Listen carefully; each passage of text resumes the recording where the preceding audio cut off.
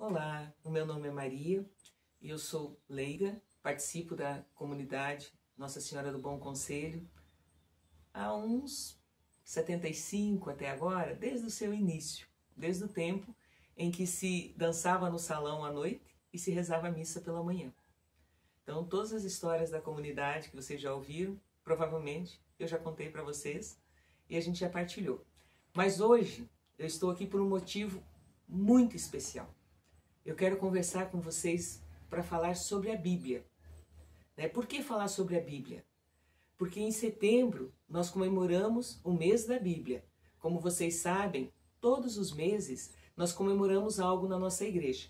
Ou nós estamos celebrando o tempo comum, ou estamos celebrando vocações, ou estamos vivendo o tempo pascal, ou a quaresma. Ou seja, durante o ano inteiro, todos os meses, nós estamos celebrando alguma coisa na nossa igreja. Mas setembro é especial por ser o mês da Bíblia. Você sabe o que é a Bíblia? Você já parou para ler a Bíblia? Porque a maioria de nós tem em casa aquelas famosas Bíblias enormes, coloridas, com figuras, que a gente deixa lá na sala. E como os padres sempre contam que de repente é um lugar para guardar pó ou colocar recados, porque a maioria não lê. Ou lugar para você encontrar coisas perdidas. Mas nós gostaríamos, como cristãos convictos na mensagem de Jesus Cristo, de convidar você para não deixar a Bíblia como um depósito de pó, nem um enfeite na sua estante. Nós queremos te desafiar nesse mês de setembro a tornar a Bíblia algo real na sua vida. A tornar a Bíblia como uma pessoa que acompanha você. Uma pessoa muito especial, que traz para você e para cada um de nós a mensagem que Deus nos deixa desde o começo, desde a criação. A Bíblia, ela começou a ser escolhida quando Deus começou a ser escrita, quando Deus escolhe um povo. O povo que nós conhecemos, que são os judeus, lá no chamado de Abraão. Há quanto tempo? Gente, faz muito tempo. Uns 1800 anos antes de Cristo. Ou seja, para nós hoje, há cerca de 4.000 anos. E lá ele começa chamando Abraão, para Abraão sair da sua terra e ir para o lugar que Deus lhe indicava. E que Deus faria de Abraão o pai de uma multidão. É por causa da fé de Abraão que eu estou aqui falando para vocês sobre a Bíblia. A Bíblia, este livrinho aqui, e essa versão que eu tenho em minhas mãos, grossinha, é um livro de estudo.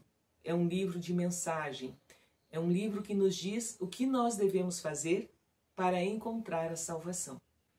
Esse livro ele vai começar a ser compilado de forma escrita mais ou menos uns 1400 anos antes de Cristo. Só que ele é escrito de que forma? Ele é escrito em textos. Então a comunidade tal faz os relatos do que acontecia com ela. Então a gente vai ter, por exemplo, um livro do Gênesis. Nós temos diversos relatos, ou quando a gente pensa no que hoje nós chamamos de Pentateuco, que são os 5 primeiros livros da Bíblia. Nós temos várias versões. Num determinado momento, os responsáveis religiosos de Israel se juntam para compilar esse texto, para fazer um texto único. E é por isso que às vezes, quando nós lemos o texto, fala assim, nossa, mas eu encontrei aqui, parece que não está tudo ligadinho. Não está tudo ligadinho, porque você está juntando 3, 4 versões e um texto. Mas é a mesma história. Isso que é o mais interessante na Bíblia. Por mais que a gente busque, eu quero achar um erro, se eu sou contrário aos católicos, se eu sou contrário aos cristãos, eu vou achar um erro na Bíblia. A gente não acha. Você vai achar um livro que está sendo escrito durante 1600 anos, por mais de 40 autores, escrito em 3 continentes. Porque nós temos textos que foram escritos quando o povo estava na África, nós temos textos que foram escritos lá na Terra Santa, nós temos textos que foram escritos na Europa, quando os apóstolos vão difundir o Evangelho no Novo Testamento. Então é um livro que percorreu 3 continentes. É um livro que foi escrito em 3 línguas. Ele foi escrito em hebraico, ele foi escrito em aramaico e ele foi escrito em grego. Essas 3 línguas estão presentes lá nos originais da Bíblia. Claro que quando eu e você lemos a Bíblia hoje, aqui no Brasil, nós a lemos em português, o que também é uma conquista, porque até o Concílio Vaticano II, que vai terminar no ano de 1965, nós não tínhamos uma versão católica da Bíblia em português. Foi o concílio que pediu que a Bíblia fosse traduzida para a língua vernácula, ou seja, para a língua de cada país onde a igreja estivesse presente. É a partir de lá que eu e você temos acesso à Bíblia em português. Mas mesmo tendo acesso, abrindo um parênteses, quantos de vocês não ouviram dizer que a gente não podia ler a Bíblia, que a gente ficava louco? Ou que a gente não poderia ler, por exemplo, o Apocalipse? E por isso, nós fomos usando isso ao longo do tempo como desculpa para não ler a Bíblia. E nos contentamos apenas com as leituras de domingo, que a gente vai, senta nos bancos da igreja e ouve o padre, os leitores proclamando e a explicação do padre. Mas quem de nós chega em casa e vai aprofundar aquela leitura? Vai ler novamente ou vai procurar novos sentidos para aquela leitura? A maioria de nós não faz isso. E nós precisamos fazer. Sabe por quê? Porque a Bíblia, essa Bíblia e qualquer outra versão que você tenha em português, é um testamento, é uma carta de amor que Deus escreveu só para você. Só para você. Se você abrir essa carta e for folheando, for lendo as suas páginas, você vai aprender tudo aquilo que Deus deixou escrito para você. É um testamento de amor que foi escrito para nós, inspirado pelo Espírito Santo. Inspirado pelo Espírito Santo. Por isso que quando nós vamos ler a Bíblia, a primeira coisa que nós devemos fazer é invocar o Espírito Santo. Para que não seja a minha leitura superficial da Bíblia, mas para que eu possa descobrir o que Deus tem para dizer para mim, Maria, nesse dia. E é isso que eu quero convidar você, meu irmão e minha irmã, a fazer. Que você abra a Bíblia, a sua Bíblia, e se você não tem uma Bíblia em casa, vamos fazer um esforcinho, vamos comprar uma Bíblia? Ou melhor ainda, tem muita gente que tem mais de uma Bíblia em casa. Peça! Poste no final desse vídeo que vai estar publicado lá no site da nossa paróquia. Se você não tem, peça. Nós vamos ver quem tem. De repente a gente consegue uma Bíblia para você. O importante é que você leia a palavra de Deus. Que você descubra a mensagem que Deus tem para você. Há muito tempo eu tenho falado sobre ler a Bíblia. Mas não é ler a Bíblia como se lê um livro de receitas. Começa na primeira página e vai até a última. Mas tentar ler a Bíblia de uma forma diferente.